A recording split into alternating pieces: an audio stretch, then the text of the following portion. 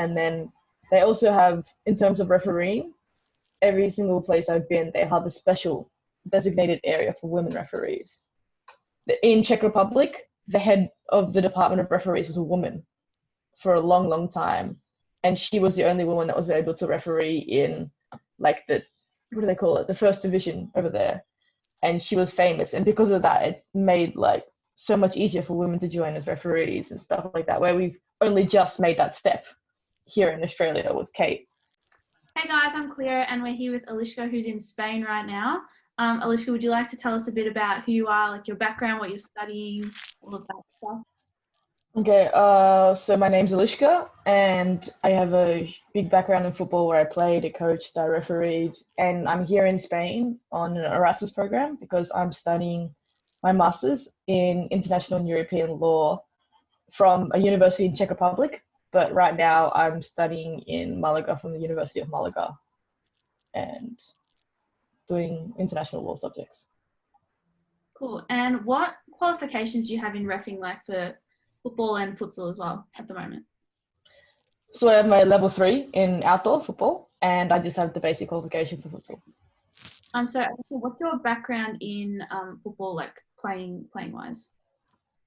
So I have a very European family, and of course they kind of indoctrinate their culture and values on you. So of course I grew up playing soccer, and I have 3 brothers, so I would always play in the background with them. And then I started playing competitively when I was 6, all the way until I was 15 with the boys. And then after that I played like open women's teams.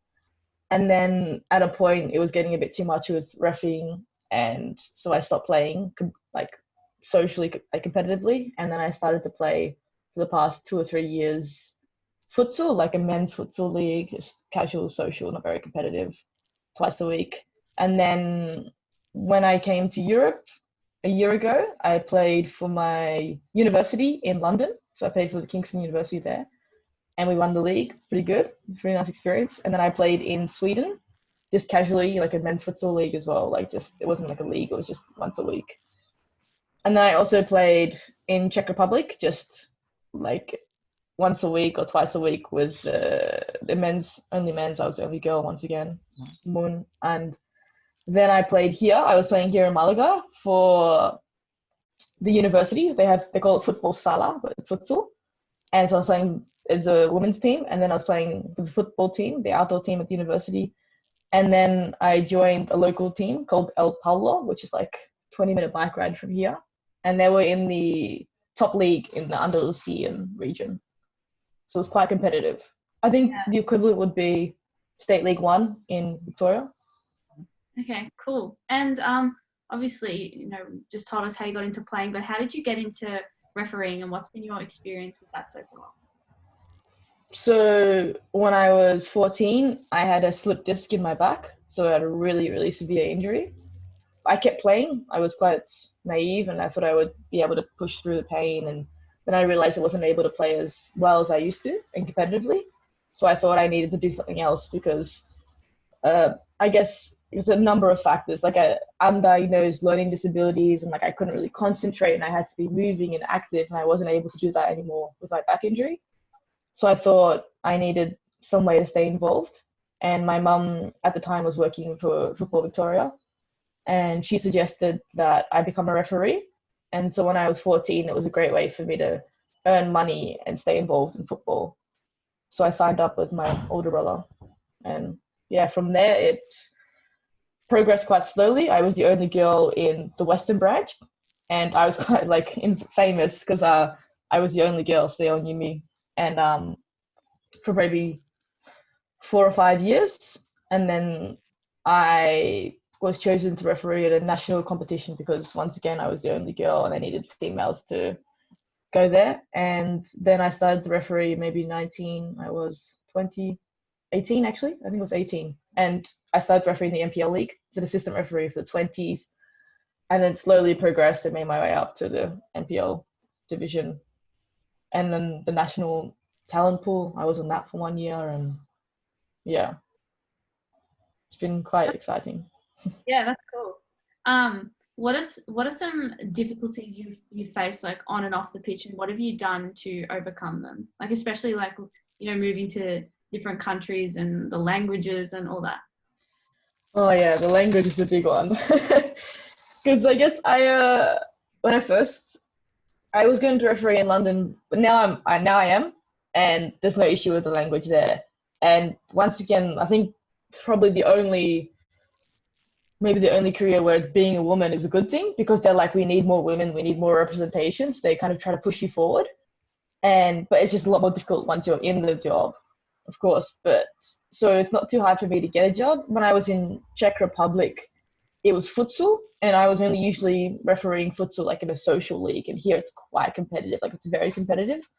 They have like 6 divisions. It's like Divisie F, which is the lowest division I started in, and I'd never refereed with 2 futsal well, I had 4, but not like at a professional level, and it's like a completely different rules. And I also had to learn the rules in Czech, which was just really hard for me, because I learned how to speak Czech, but I never know how to say the words that are specific to refereeing in Czech, like direct free kick, indirect free kick, and like, you know what yellow card is, but like the word for it, and like there's different words for it. But it was just really hard, and you have to like underdo a test in Czech, but I think they're quite patient with me because I'm a girl or a woman, and they're just a bit understanding that Czech was also a second language for me, so it was quite an interesting experience. Yeah, sounds really crazy. Yeah, it's hectic. So how has refereeing helped you outside of football? Like, has it helped you in your studies, or just, you know, as a person in general? Well, it makes you quite thick-skinned for one. Like, there's not a lot someone could say or do to me that would bother me, and it made me like you can read body language quite well, which is interesting. Like a lot of times I would know I'd made a mistake if I would read someone's body language, and because when you referee, you can't see everything. It's impossible.